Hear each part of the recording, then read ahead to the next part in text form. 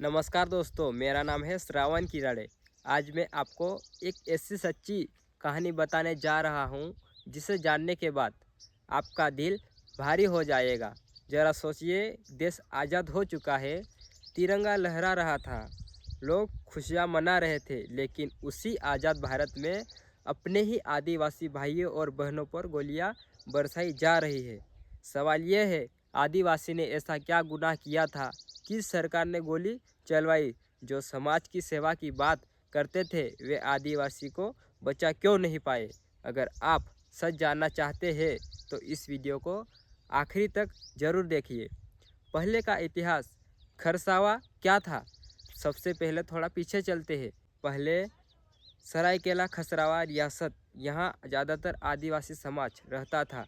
आदिवासी लोग शांति से जीवन जीते थे, खेती, जंगल, नदी पर निर्भर थे, अपनी भाषा, संस्कृति और पहचान में खुश थे।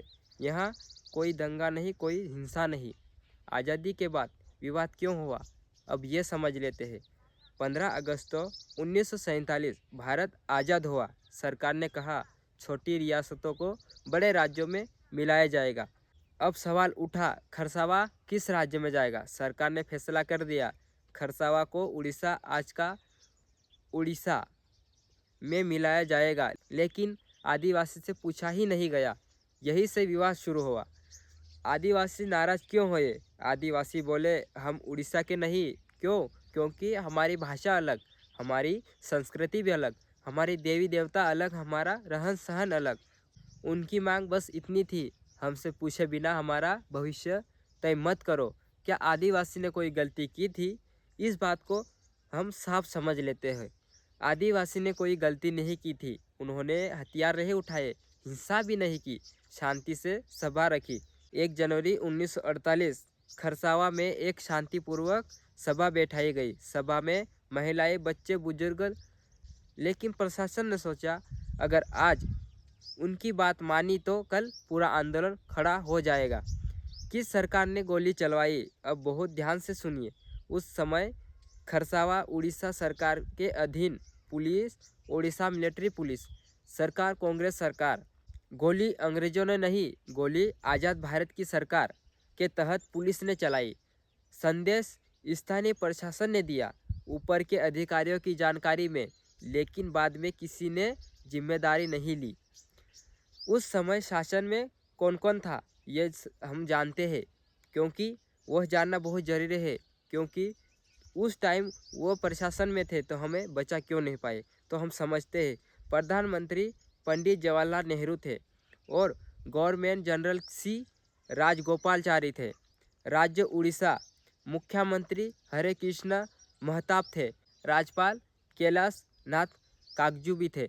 पुलिस ओडिशा मिलिट्री पुलिस, मतलब साहब है, देश भी अपना था, राज्य भी अपना था। फिर आदिवासियों को बचाया क्यों नहीं गया? यही सबसे बड़ी कड़वी सच्चाई है। वजह, आदिवासी की आवाज़ को कमज़ोर समझा गया।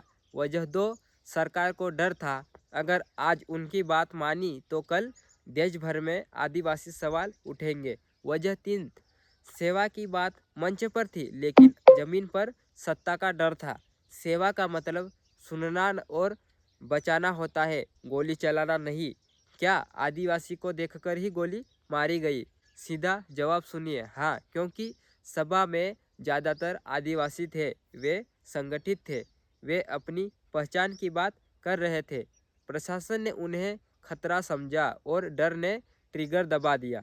कितने लोग मारे गए, हम आंकड़े देखते हैं। कुछ सरकारी रिकॉर्ड लगभग 35। इतिहास पीके देव जो बोलते हैं कि 2000 से ज़्यादा मारे गए। स्थानीय आदिवासी समाज बोलते हैं कि सैकड़ों हजारों लोगों को मारा गया। आज तक सही गिनती नहीं हुई, कोई पक्की जांच नहीं हुई। इतनी बड़ी सज़ा क्यों दी गई? जवाब बहुत सीधा है, सरकार डर गई। आदिवासी जाग रहे थे, अपनी पहचान मांग रहे थे। सरकार ने सोचा डर दिखाएंगे तो सब चुपचाप हो जाएंगे, और डर दिखाने का तरीका बना गोली। आदिवासी की गलती बस इतनी थी कि उन्होंने अपनी पहचान मांगी और उनकी सज़ा बनी गोलियां। खरसावा गोलीकांड हमें याद दिलाता है कि आज़ादी के बाद भी सबको बराबरी का हक नहीं मिला। हमें आज भी इसी तरह समझा जाता है, आज भी हमें बराबरी का हक नहीं मिला। हम जब तक एकजुट नहीं होंगे तब तक हम आगे नहीं बढ़ेंगे, हमारे अधिकार हम नहीं ले सकेंगे।